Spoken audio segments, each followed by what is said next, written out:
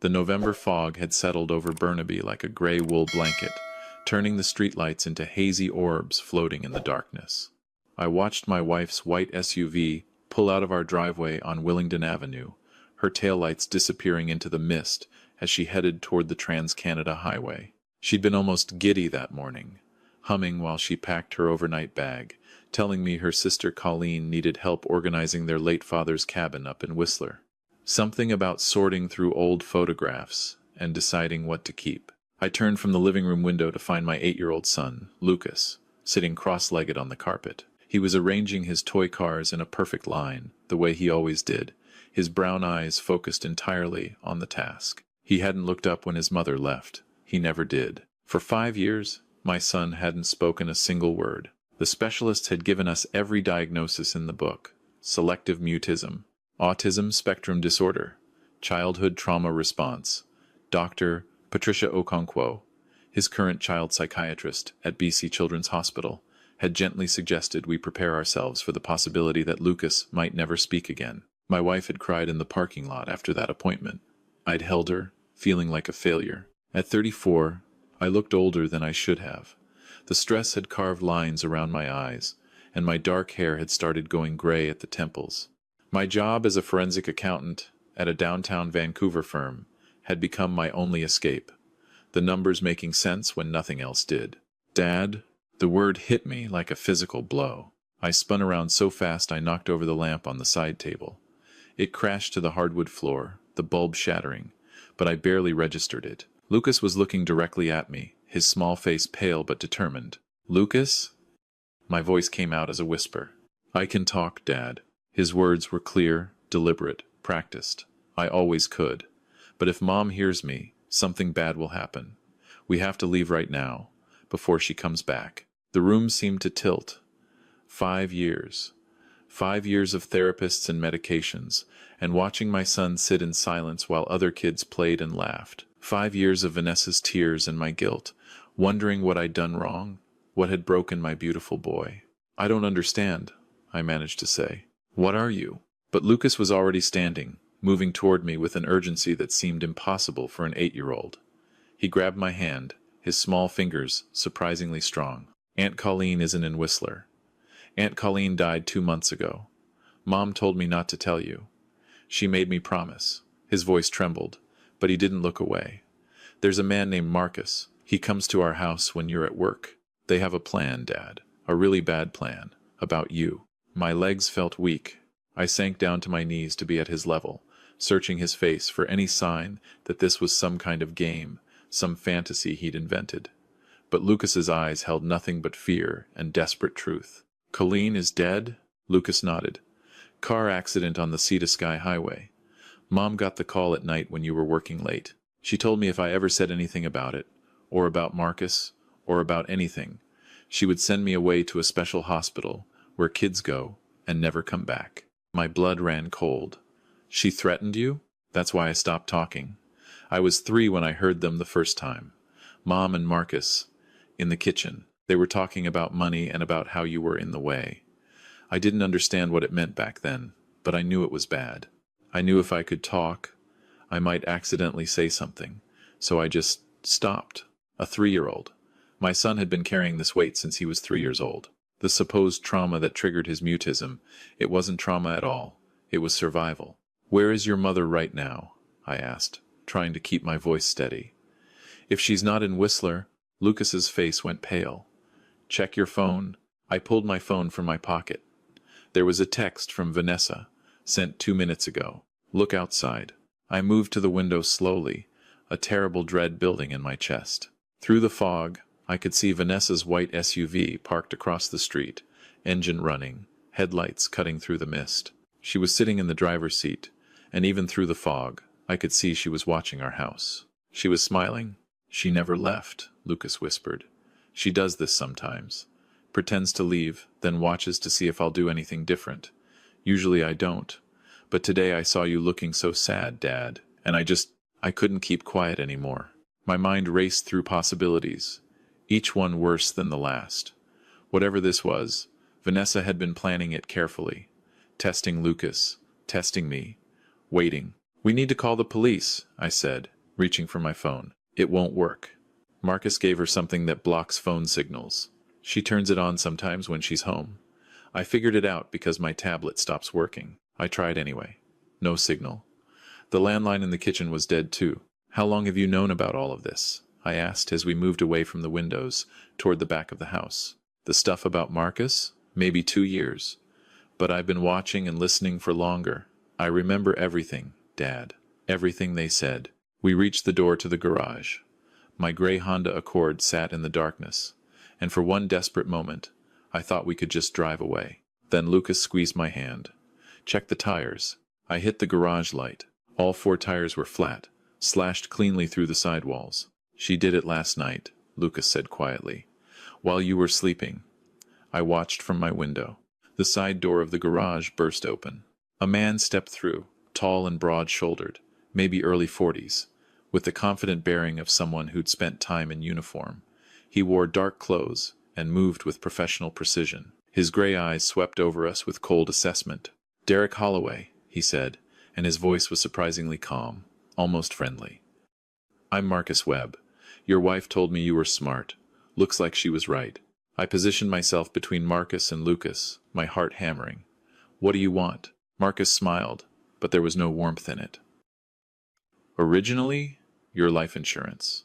Vanessa has a policy on you worth $400,000. Accidental death pays double. We had a beautiful plan. A hiking accident up near Squamish. A fall from a cliff. Very tragic. Very clean. But you're more careful than we expected. Never go hiking alone. Never take risks. Always cautious. Your wife said you were boring, and she wasn't wrong. He shrugged, so we moved to Plan B. Instead of killing you, we discredit you. Have you declared mentally unfit? Vanessa's been documenting your erratic behavior for 3 years now. The depression, the paranoia, the violent outbursts. I've never had violent outbursts. The records say otherwise. Dr. Patricia Okonkwo has been very helpful with that. The medications she prescribed for your anxiety. They weren't exactly what the label said. Enough to make you foggy, forgetful, easy to gaslight. Combined with Vanessa's testimony and Lucas's convenient silence, it paints a compelling picture of a man losing his grip on reality. The psychiatrist, the woman I'd trusted with my son's care, had been working against us the entire time. The pills, I said slowly, pieces clicking together. That's why I felt so off. The memory lapses, the confusion, minor side effects, Marcus said. Nothing permanent. Just enough to make you seem unstable when the time came for the competency hearing. Once you're committed, Vanessa gets power of attorney. Full control of your assets, your savings, everything. And Lucas here goes to a very nice boarding school in Switzerland where they don't ask too many questions about why a kid doesn't talk. You were going to send me away, Lucas said, his voice small but steady. I heard you and Mom talking about it. You said I was a loose end. Marcus's jaw tightened. Smart kid. Too smart. I looked at my son, seeing him clearly for the first time in years. Not the broken, silent child I'd believed him to be, but someone incredibly strong. Someone who'd protected himself, gathered information, waited for the right moment. He was only 8, and he'd outmaneuvered his own mother for 5 years. Where is Vanessa now? I asked. Waiting for Act 3, Marcus said. See, this whole thing tonight? It's the final performance. She comes home to find you finally snapped. Grabbed Lucas, tried to flee. She's terrified. Calls for help. When the RCMP finds you, you'll be ranting about conspiracies and plans. Your son's continued silence will be seen as fear of his unstable father, and I'll be long gone before anyone thinks to look for me. Except Lucas isn't silent anymore. Won't matter. He's 8. Vanessa will say you coached him, used him as part of your delusions. The paperwork's already done, Derek. It's over. The smart play is to come quietly. I felt Lucas's hand tighten in mine. My son had survived 5 years of psychological warfare. He'd gathered intelligence, stayed silent, waited. He was his father's son. No, I said. I have a better idea. Nathan Chen answered on the second ring. Derek, it's been months. Everything okay? I need a favor, I said quietly. I was in the small bathroom off the garage. Door locked. Lucas sitting in the empty tub watching me with wide eyes. Marcus was waiting in the garage, confident he had control. What kind of favor? Your company does digital forensics, right? Financial fraud investigation? Yeah, that's the job. Why? I need you to pull everything you can find on my wife. Bank records, phone records, anything connected to her name or her sister Colleen's estate. Colleen supposedly died 2 months ago in a car accident. I need proof. A pause. Derek, that's a hell of a thing to ask. What's going on? My wife's been planning something for years. I think she was involved in Colleen's death, too. And she's been drugging me, Nathan, trying to have me declared incompetent. I don't have time to explain everything, but I need your help. Jesus. I could hear Nathan moving, keys clicking. Give me 15 minutes. Where should I send what I find? I gave him my old work email, one Vanessa didn't know about. One more thing. I need you to call Constable Jennifer Reyes at the RCMP detachment in Burnaby. Tell her Derek Holloway is requesting immediate assistance at my home address. Tell her there's credible evidence of child endangerment and fraud. Reyes? She's the one who investigated the complaint Vanessa filed against you last year, right? The one about you threatening her? Yeah. Tell her I'm ready to tell her the truth. All of it. I ended the call and looked at Lucas. Did your mother ever bring Marcus here when I was home? He nodded. Twice. She said he was from the insurance company, doing a home assessment. You were in your office both times working. I watched them from the stairs. What did they do? Mom showed him something on her laptop. Then she printed papers and locked them in the safe in her closet. The big gray one she installed last year. The safe. Vanessa had said it was for important documents, tax records, Lucas's birth certificate.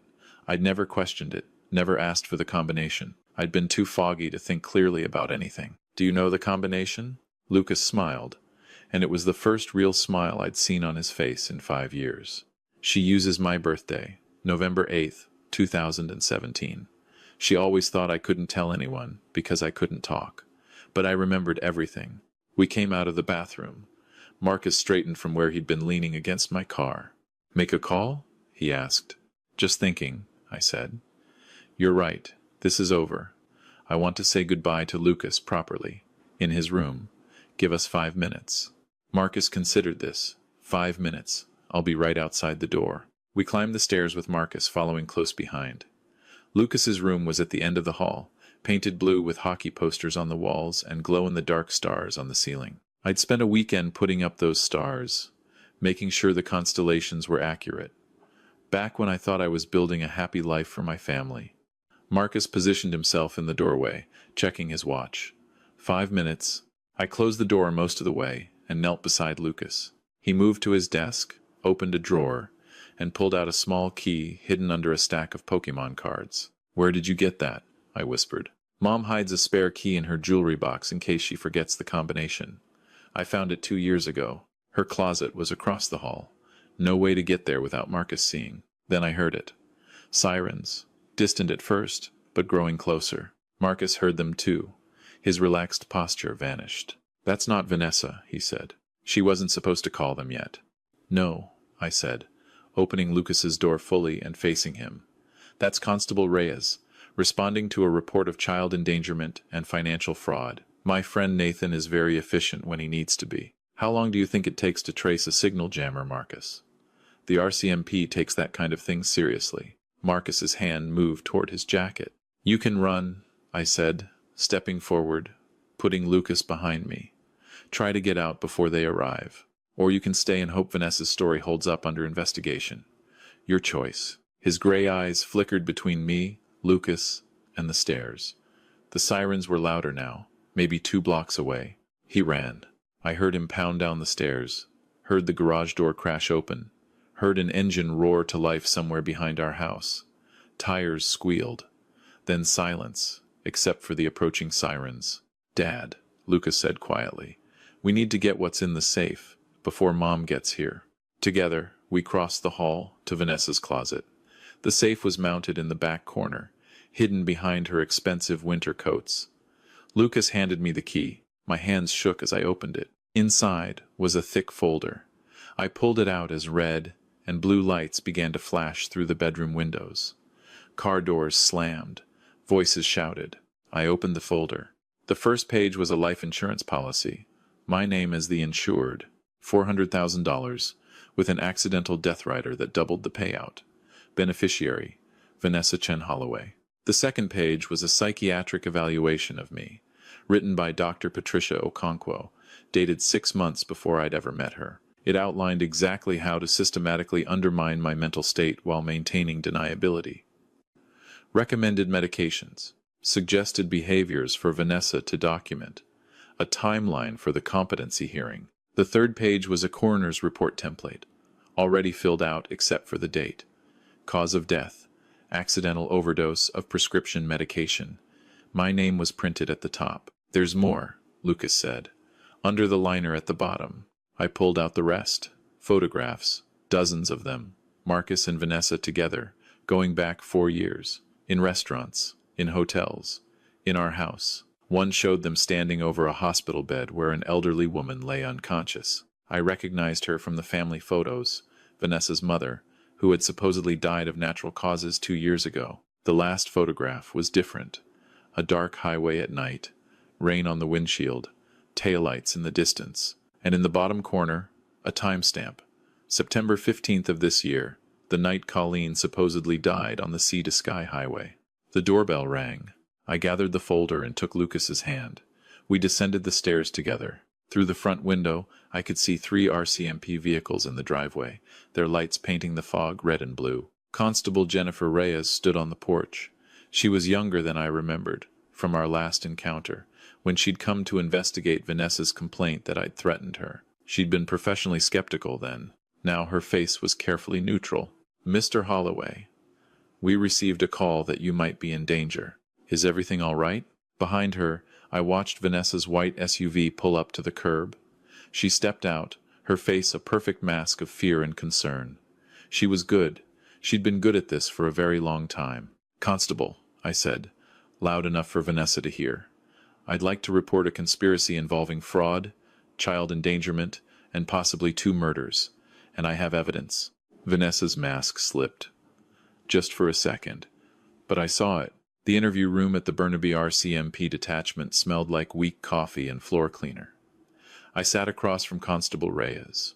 The folder's contents spread across the metal table. Lucas was in another room with a social worker, giving his own statement. I'd insisted that his voice be heard. 5 years of silence gave his words weight. This is substantial, Reyes said slowly. But you understand my position, Mr. Holloway. A year ago, I investigated your wife's complaint that you threatened her. The evidence suggested you were having mental health issues. I recommended counseling. That was the plan, I said. Build a case against me over years, make me look unstable, and I don't blame you for believing her. Vanessa made sure everything looked convincing. Your wife is currently in another interview room claiming you've been having a psychotic episode, that you've brainwashed your son into supporting your delusions. She has documentation from Dr. Okonkwo supporting her claims. Check Dr. Okonkwo's finances.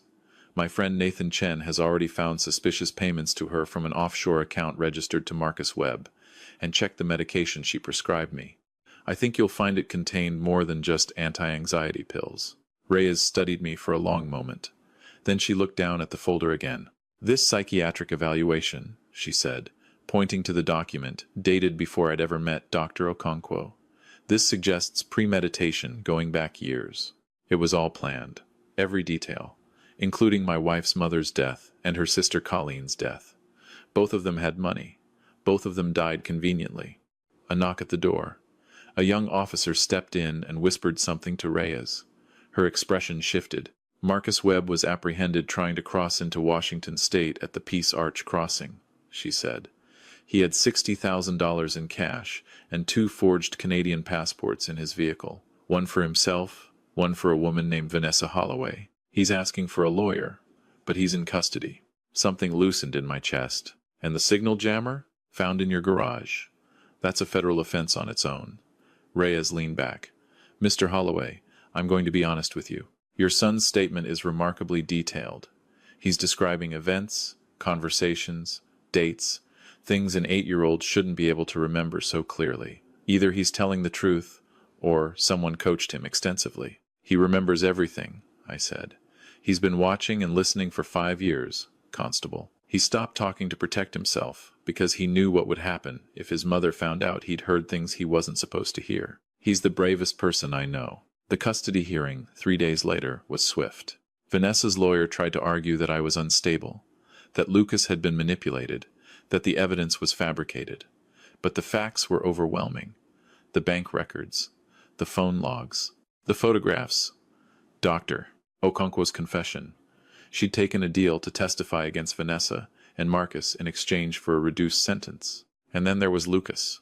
He sat in the witness chair, small but unshakable, and told his story in clear, precise detail. Every conversation he'd overheard, every time he'd seen Marcus in our house, every night he'd lain awake, afraid to speak, afraid of what his mother might do.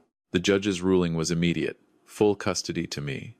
Vanessa was to have no contact with Lucas pending her criminal trial. As we left the courthouse, Lucas held my hand and looked up at me. "Dad, can we get a dog now? Despite everything, despite the horror of the past week." I laughed. "Yeah, buddy, we can get a dog. I want to name him Maple, because we're Canadian, and it's a good name." That's a much better name than I would have come up with. The trial lasted 4 weeks. The Crown prosecutor built an airtight case. The life insurance fraud, the psychiatric manipulation, the signal jammer, the forged documents. And then there was Colleen. Nathan's digital forensics team had found records of Vanessa's car on the Sea to Sky highway that night, following Colleen's vehicle. They'd found text messages between Vanessa and Marcus discussing how to make it look like an accident. They'd found a witness, a truck driver who remembered seeing 2 cars, one following dangerously close behind the other, just before Colleen's vehicle went through the guardrail. Her mother's death was reopened too. The natural causes looked very different when investigators discovered the cocktail of medications that had been added to her evening tea over several months. On the final day of the trial, as the jury filed back in after only 3 hours of deliberation, Vanessa turned and looked at me from the defendant's table.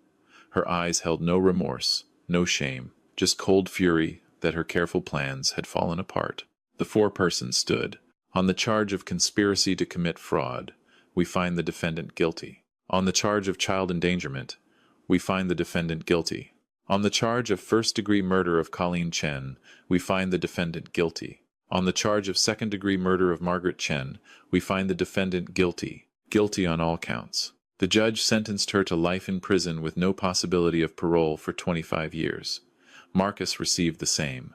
Dr. Okonkwo lost her medical license and received 8 years for her role in the scheme. Outside the courthouse, as the autumn wind scattered orange leaves across the steps, Lucas squeezed my hand. "It's over," he said. "Right, Dad? It's really over?" "Yeah, buddy. It's really over." 2 years later, I stood in the living room of our new house in North Vancouver, watching Lucas practice piano in the corner. He'd taken to it immediately after we moved, filling the house with music that had been silent for so long. Maple, our golden retriever, lay at his feet, tail thumping against the hardwood with every chord. My phone buzzed. A message from Nathan. Got another one. Woman in Calgary. Husband's been documenting her mental instability for 2 years. Sound familiar? It did sound familiar. Too familiar. After Vanessa's conviction, after the media coverage died down, I'd started getting messages. First one, then 5, then dozens.